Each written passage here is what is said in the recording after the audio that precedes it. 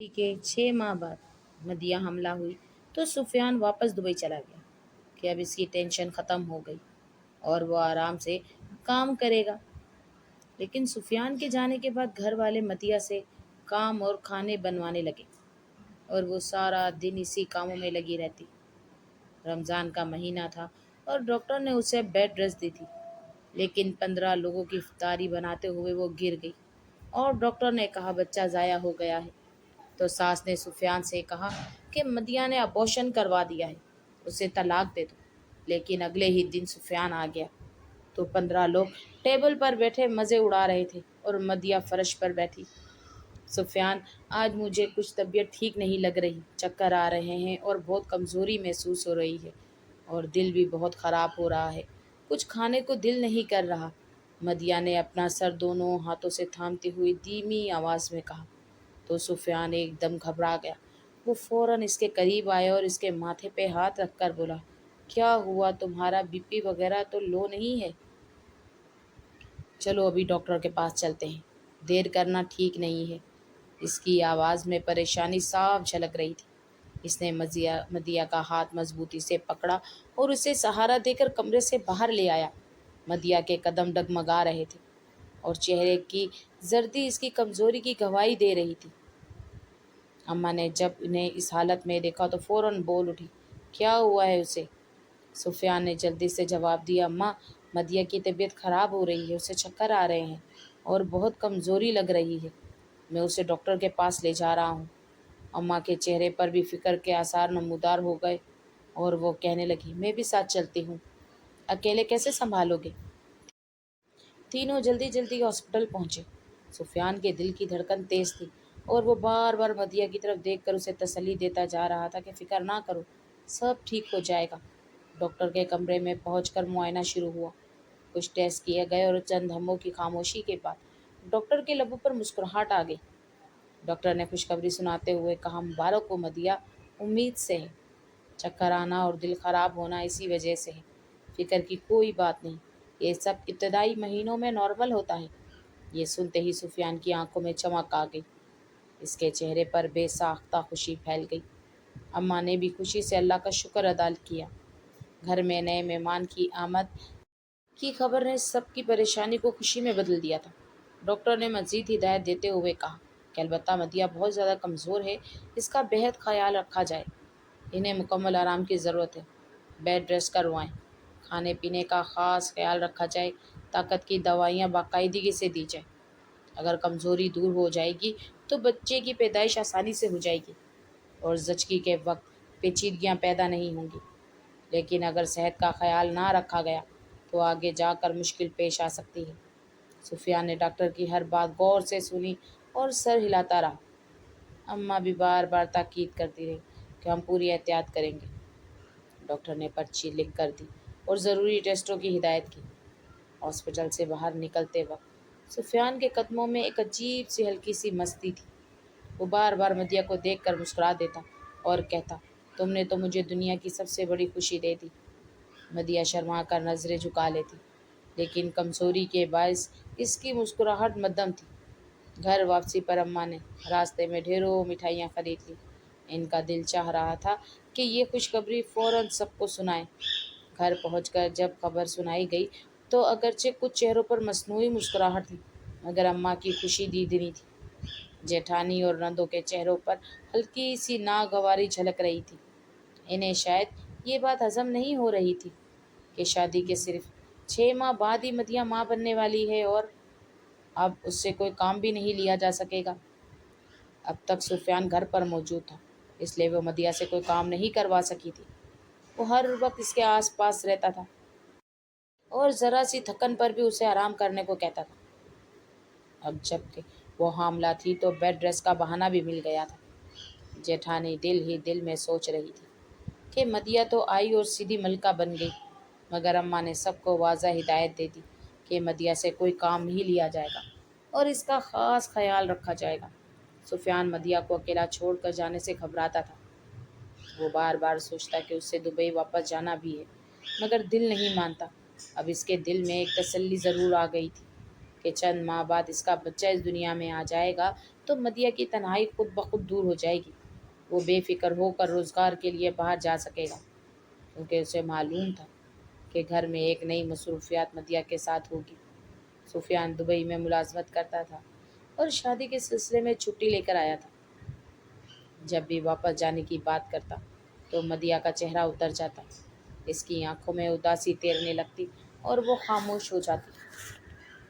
سفیان کو اس کی یہ ادا برداشت نہیں ہوتی تھی، اس لیے وہ اپنی چھٹی بڑھاتا جا رہا تھا۔ مگر اب حالات ایسے تھے کہ اسے واپس جانا ہی تھا۔ ذمہ داریاں بڑھنے والی تھیں اور آنے والے بچے کے لیے بہتر مستقبل کی تیاری بھی ضروری تھی۔ روانگی سے پہلے اس نے مدیہ کو بہت سی تسلیاں دیں۔ اس کے ہاتھ اپنے ہاتھوں میں لے کر کہا، تم اپنا خیال رکھنا، وقت پر دوائی لینا، کھانا مت چھوڑنا، چاہے دل نہ بھی کرے، اماں کی بات ماننا، میں جلد واپس آؤں گا۔ مدیہ کی آنکھوں میں آنسو تھے، مگر اس نے مسکرا کر سر ہلا دیا۔ اس نے خود کو مضبوط کرنے کی کوشش کی اور دل میں یہی سوچا کہ جب خدا نے اس کا رزق بار رکھا ہے تو وہ اس کے فیصلے سے کیسے انکار کر سکتی ہے۔ ماہ رمضان کا مہینہ شروع ہو چکا تھا۔ گھر میں سحری اور افطاری کی رونق تھی، مگر مدیہ کی زندگی میں ایک نئی کیفیت شامل ہو چکی تھی۔ کمزوری کے باوجود اس کے دل میں ماں بننے کی خوشی ایک روشنی کی طرح جگمگا رہی تھی۔ سفیان دبئی روانہ ہو گیا تھا اور مدیہ اس کی یاد کے ساتھ ساتھ اپنے وجود میں پلتی نئی زندگی کے احساس کو سنبھالے ہوئے تھی۔ اس نے اپنے رب پر بھروسہ کرتے ہوئے دل کو مطمئن کر لیا تھا کہ سب کچھ اس کی رضا سے ہو رہا ہے اور وہی سب بہتر کرے گا۔ سفیان کے دبئی روانہ ہوتے ہی جیسے گھر کی فضا بدل گئی۔ وہی لوگ جو اس کے سامنے مدیہ کے گرد منڈلاتے رہتے تھے، اب اس سے نظریں چرانے لگے۔ پہلے 2-3 دن تو سب معمول کے مطابق رہا، مگر چوتھے دن ہی اماں نے صبح سویرے اس کے کمرے کا دروازہ زور سے کھٹکھٹایا۔ مدیہ بھی فجر کی نماز کے بعد تسبیح پڑھ کر لیٹی ہی تھی کہ آواز آئی، ابھی تک سو رہی ہو؟ گھر میں اتنے لوگ ہیں اور تمہیں آرام کی پڑی ہے، اٹھو اور سحری کے برتن سمیٹو۔ مدیہ گھبرا کر اٹھ بیٹھی۔ جسم میں پہلے ہی جان نہیں تھی، مگر اس نے چادر سنبھالی اور آہستہ آہستہ چلتی ہوئی کچن کی طرف بڑھ گئی۔ سحری کے برتن پہاڑ کی طرح جمع تھے۔ جیٹھانی نے طنزیہ انداز میں کہا، بیڈ ریسٹ ختم ہو گیا کیا؟ یہاں کوئی نوکرانی نہیں رکھی ہوئی؟ مدیہ نے خاموشی سے برتن دھونا شروع کر دیے۔ اس کے ہاتھ کانپ رہے تھے اور متلی کی کیفیت بار بار سر اٹھا رہی تھی۔ اسے ڈاکٹر کی بات یاد آئی کہ مکمل آرام ضروری ہے، مگر یہاں آرام کا نام لینا بھی گناہ تھا۔ دن گزرتے گئے اور کام بڑھتے گئے۔ اب اسے صبح سحری بنانی ہوتی، پھر برتن سمیٹنے ہوتے، دن میں دوپہر کا کھانا تیار کرنا ہوتا اور شام کو 15 لوگوں کی افطاری کی تیاری۔ گھر میں اماں ابا، 2 دیور، ایک نند، جیٹھانی، اس کے بچے اور قریبی رشتہ دار اکثر جمع رہتے تھے۔ رمضان میں تو جیسے روزہ دعوت کا سماں ہوتا۔ افطاری کے وقت دسترخوان پر سموسے، پکوڑے، فروٹ چاٹ، دہی بڑے، شربت اور کئی قسم کے سالن رکھے جاتے، مگر مدیہ کے حصے میں اکثر بچا کچا آتا۔ کبھی اسے کہا جاتا کہ تمہیں تو ویسے بھی متلی ہوتی ہے، کم کھایا کرو۔ کبھی اس کی پلیٹ الگ رکھ دی جاتی، جس میں صرف ایک روٹی اور تھوڑا سا سالن ہوتا۔ دوائیاں جو ڈاکٹر نے لکھی تھی وہ بھی آہستہ آہستہ بند کر دی گئی۔ اماں کہتی، اتنی مہنگی دوائیاں روز کہاں سے آئیں گی؟ ہم نے بھی بچے پیدا کیے ہیں، کبھی بیڈ ریسٹ نہیں کیا، یہ سب نخرے ہیں۔ مدیہ دل ہی دل میں گھٹتی رہتی۔ وہ سفیان کو فون پر سب کچھ بتانا چاہتی تھی، مگر ہر بار اس کا لہجہ خوشی رکھنے کی کوشش کرتا۔ وہ جانتی تھی کہ وہ دور پردیس میں محنت کر رہا ہے، اگر اسے پریشان کیا تو وہ کام پر دھیان نہیں دے پائے گا۔ ایک دن جیٹھانی نے صاف کہہ دیا، دیکھو تمہاری وجہ سے ہمیں بھی کام کرنا پڑتا ہے، اب اتنا لاڈ نہیں چلے گا، گھر میں رہنا ہے تو ہاتھ بٹانا ہوگا۔ اس دن مدیہ کو تیز بخار تھا، اس کی کمر میں درد تھا اور پیروں میں سوجن، مگر اسے آٹے کی بوری اٹھا کر کچن تک لانے کو کہا گیا۔ وہ جیسے تیسے گھسیٹ کر لے آئی۔ پسینہ اس کے ماتھے پر موتیوں کی طرح چمک رہا تھا، آنکھوں کے آگے اندھیرا سا چھانے لگا۔ سحری کے وقت وہ چولہے کے سامنے کھڑی روٹیاں بنا ہوتی، دھوئیں سے اس کی آنکھیں جلنے لگتی اور متلی مزید بڑھ جاتی، مگر کوئی پرواہ نہ کرتا۔ اگر وہ ایک لمحے کو بیٹھ جاتی تو آواز آتی، کام ادھورا چھوڑ کر کہاں بیٹھی ہو؟ افطاری کی تیاری سب سے زیادہ کٹھن مرحلہ تھا۔ 15 لوگوں کے لیے پکوڑے تلنا، فروٹ کاٹنا، شربت بنانا، سالن پکانا، دسترخوان لگانا، کچن کی گرمی اور روزے کی حالت میں اس کا جسم جیسے جواب دے رہا تھا۔ ایک دن اس نے ہمت کر کے کہا، اماں مجھے بہت کمزوری لگ رہی ہے۔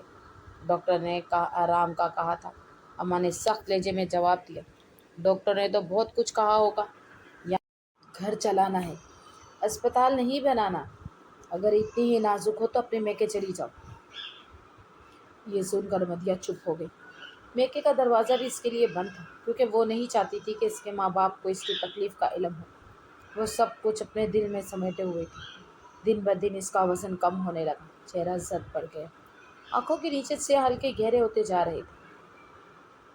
اسے اکثر چکر آتے، مگر وہ دیوار کا سہارا لے کر کھڑی ہو جاتی۔ رمضان کا 20واں روزہ تھا۔ گھر میں خاص افطاری کا اہتمام تھا، کیونکہ رشتہ دار آنے والے تھے۔ صبح سے ہی کچن میں ہنگامہ تھا۔ جیٹھانی نے فہرست تھما دی کہ آج یہ سب کچھ بنانا ہے۔ مدیہ نے کمزور ہاتھوں سے سبزی کاٹنی شروع کی۔ چاقو اس کے ہاتھ سے بار بار پھسلتا۔ دوپہر تک وہ بامشکل کھڑی تھی۔ اماں نے آ کر دیکھا تو بولی، ابھی تک تیاری مکمل نہیں ہوئی، مہمان آنے والے ہیں۔ اس نے ہمت جمع کی اور کام تیز کرنے کی کوشش کی۔ چولہے کی تپش سے اس کا سر گھومنے لگا۔ اس نے ایک لمحے کو آنکھیں بند کی تو لگا زمین ڈول رہی۔ افطاری سے کچھ دیر پہلے وہ پکوڑے تل رہی تھی۔ تیل کی کڑھائی کے سامنے کھڑی اس کے ہاتھ کانپ رہے تھے۔ اچانک اس کی آنکھوں کے آگے اندھیرا چھا گیا، کانوں میں شور سا گونجا اور اگلے ہی لمحے اس کا جسم زمین پر آ گرا۔ کڑھائی الٹتے الٹتے بچی۔ جیٹھانی چیخ اٹھی۔ اماں دوڑ کر آئی۔ مدیہ بے ہوش تھی۔ اس کے چہرے کا رنگ سفید پڑ چکا تھا۔ ہڑبڑاہٹ میں اسے اسپتال لے جایا گیا۔ ڈاکٹر نے معائنہ کیا، کچھ دیر بعد سنجیدہ لہجے میں کہا، ہم معذرت چاہتے ہیں، بچہ نہیں بچ سکا۔ شدید کمزوری اور زیادہ محنت کی وجہ سے مس کیریج ہو گیا ہے۔ یہ الفاظ مدیہ کے کانوں میں ہتھوڑوں کی طرح لگے۔ اس کی آنکھوں سے آنسو بہنے لگے۔ اس نے اپنے پیٹ پر ہاتھ رکھا جیسے کسی کھوئی ہوئی چیز کو ڈھونڈ رہی ہو۔ گھر واپس آتے ہی اماں کا لہجہ بدل گیا۔ انہوں نے فون اٹھایا اور سفیان کو کال کی۔ روتی ہوئی آواز میں بولی، تمہاری بیوی نے جان بوجھ کر ابورشن کروا لیا ہے، ہمیں تو بتایا بھی نہیں، ہمیں کیا پتہ تھا کہ یہ ایسے قدم اٹھا لے گی۔ سفیان کے پیروں تلے زمین نکل گئی۔ اس نے کہا، یہ کیسے ہو سکتا ہے؟ اماں نے بات کو مزید ہوا دی، ہم نے تو اسے سر آنکھوں پر بٹھایا تھا، مگر اس نے ہماری عزت خاک میں ملا دی۔ تم فوراً آؤ اور اسے طلاق دو۔ سفیان ساری رات بے چین رہا۔ اگلے ہی دن وہ اچانک گھر پہنچ گیا۔ گھر کا منظر دیکھ کر وہ ساکت رہ گیا۔ ڈائننگ ٹیبل پر 15 لوگ بیٹھے مزے سے کھانا کھا رہے تھے۔ کہکے گونج رہے تھے۔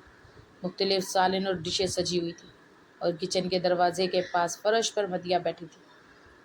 اس کے ہاتھ میں روٹی کا ٹکڑا تھا، جو شاید اس نے ابھی تک منہ تک نہیں پہنچایا تھا۔ چہرہ زرد تھا، آنکھیں سوجی ہوئی تھیں، بال بکھرے ہوئے تھے۔ سفیان کا دل کانپ گیا۔ اس نے ایک نظر ٹیبل پر بیٹھے لوگوں کو دیکھا اور ایک نظر اپنی بیوی کو، جو دیوار سے ٹیک لگائے خاموش بیٹھی تھی۔ گھر میں اچانک خاموشی چھا گئی۔ سب کی نظریں دروازے پر کھڑے سفیان پر جم گئی۔ مدیہ نے آہستہ سے سر اٹھایا۔ اس کی آنکھوں میں بے بسی، دکھ اور ٹوٹا ہوا اعتماد صاف نظر آ رہا تھا۔ سفیان کے ہاتھ کی مٹھیاں بن گئی۔ اس کے دل میں سوالوں کا طوفان اٹھ رہا تھا اور وہ ایک قدم آگے بڑھا۔ سفیان ایک قدم آگے بڑھا اور سیدھا کچن کے دروازے تک آ گیا۔ اس نے کسی کی طرف دیکھنے کی بجائے جھک کر مدیہ کو بازوؤں سے سہارا دیا اور اسے آہستہ سے زمین سے اٹھایا۔ اس کی ہڈیاں جیسے ہاتھوں میں محسوس ہو رہی تھی۔ چہرہ زرد تھا اور آنکھوں کے گرد سیاہ ہلکے گہرے ہو چکے تھے۔ سفیان کی آواز بھر آ گئی، مگر لہجہ مضبوط تھا۔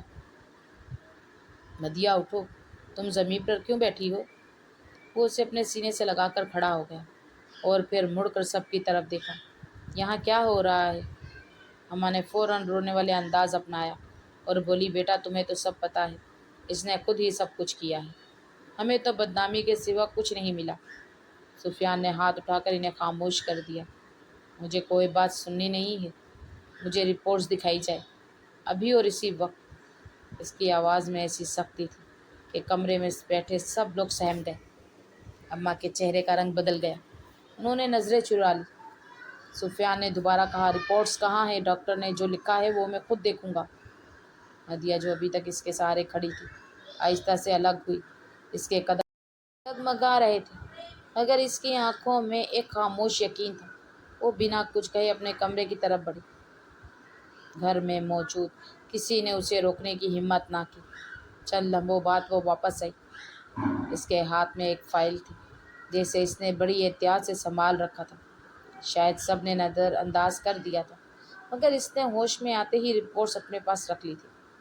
وہ آہستہ سے سفیان کے سامنے آئی اور کانپتے ہاتھوں سے فائل اس کے ہاتھ پر رکھ دی۔ سفیان نے فوراً فائل کھولی، کاغذات ایک ایک کر کے پلٹے۔ ہر صفحے پر ڈاکٹر کی واضح تحریر تھی کہ شدید کمزوری اور غذائی کمی اور زیادہ جسمانی مشقت کے باعث عمل ضائع ہوا۔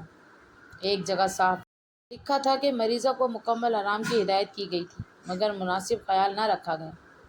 گرنے کے باعث حالت مزید بگڑی۔ سفیان کی آنکھوں کے سامنے جیسا اندھیرا چھا گیا۔ اس نے سر اٹھا کر اپنی ماں کی طرف دیکھا۔ اماں کے ہاتھوں کے طوطے اڑ چکے تھے۔ ان کے پاس کوئی جواب نہ تھا۔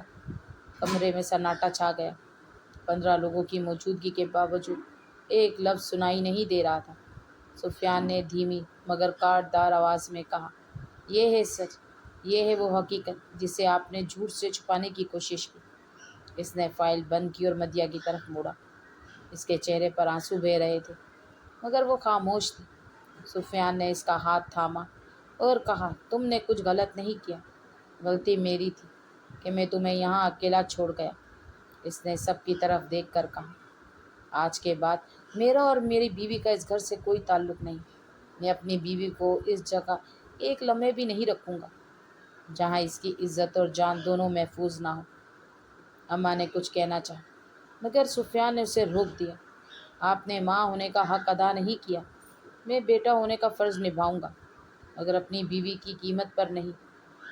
اس نے مدیہ کو سہارا دیا اور کمرے میں جا کر اس کا ضروری سامان سمیٹا۔ کسی نے روکنے کی ہمت نہ کی۔ گھر کے دروازے سے نکلتے وقت مدیہ نے ایک بار پلٹ کر دیکھا۔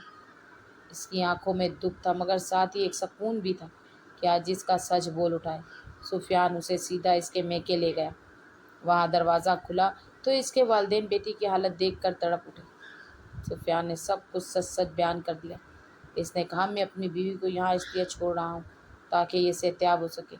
میں اسے دوبارہ کبھی اس ماحول میں نہیں لے جاؤں گا۔ چند ماہ گزر گئے۔ مدیہ آہستہ آہستہ سنبھلنے لگی۔ مناسب غذا اور سکون نے اس کے چہرے پر دوبارہ روشنی لوٹا دی۔ سفیان ہر مہینے آتا اور اس کے ساتھ وقت گزارتا۔ اس کے رویے میں پہلے سے زیادہ محبت اور تحفظ تھا۔ دوسری طرف اماں کو خرچ باقاعدگی سے ملتا رہا۔ سفیان نے ماں باپ کا مالی حق ادا کیا مگر دل کا رشتہ ٹوٹ چکا تھا۔ وہ ان کے ساتھ احترام سے پیش آتا مگر فاصلے قائم رکھتا۔ گھر آتا بھی تو چند گھنٹوں کے لیے اور پھر واپس چلا جاتا۔ اس کے لہجے میں وہ اپنائیت نہ رہی تھی جو کبھی ہوا کرتی تھی۔ اماں کو اب احساس ہونے لگا تھا کہ ایک جھوٹ نے اس سے ان کا بیٹا چھین لیا ہے۔ ادھر مدیہ نے اپنی ٹوٹی ہوئی ہمت کو دوبارہ جوڑا۔ اس نے سفیان کے ساتھ ایک نئی زندگی کا آغاز کیا۔ اس کی آنکھوں میں اب بھی ماضی کا درد تھا مگر ساتھ ہی مستقبل کی امید بھی تھی۔ سفیان نے اس کا ہاتھ تھام کر وعدہ کیا کہ آئندہ وہ کبھی اسے تنہا نہیں چھوڑے گا۔ ظلم کے اس باب کا دروازہ بند ہو چکا تھا مگر اس کی گونج سب کے دلوں میں باقی تھی۔ ظالم کبھی بھی چھپ نہیں سکتا۔ سچ کو دبانے کی کتنی ہی کوشش کیوں نہ کی جائے، وہ ایک دن ضرور سامنے آتا ہے۔ رشتے صرف خون کے نہیں ہوتے بلکہ اعتماد اور ذمہ داری سے بنتے ہیں۔ اگر گھر کے بڑے اپنے اختیار کا غلط استعمال کریں اور کمزور پر ظلم کریں تو وہ گھر سکون کی جگہ نہیں رہتا بلکہ آزمائش بن جاتا ہے۔ ایک ماں کا فرض صرف بیٹے کی محبت سمیٹنا نہیں بلکہ اس کی امانت یعنی اس کی بیوی کی حفاظت کرنا بھی ہے۔ جب امانت میں خیانت کی جاتی ہے تو اس کا نتیجہ رشتوں کی ٹوٹ پھوٹ کی صورت میں نکلتا ہے۔ شوہر کا اصل امتحان اس وقت ہوتا ہے جب اسے اپنی بیوی اور اپنے گھر والوں میں سچ کا فیصلہ کرنا پڑے۔ اندھی اطاعت ہمیشہ درست نہیں ہوتی۔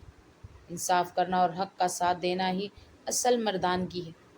اس نے دیر سے سگی مگر سچ جانے کی کوشش کی اور اپنی بیوی کا ساتھ دیا۔ اس نے یہ ثابت کیا کہ نکاح صرف ایک رسم نہیں بلکہ ذمہ داری ہے۔ بیوی کی عزت اور جان کی حفاظت شوہر پر فرض ہے۔ کہانی کیسی لگی کمنٹس باکس میں لازمی بتائیے گا اور میرے چینل کو سبسکرائب بھی کر لیجیے گا۔ اللہ حافظ۔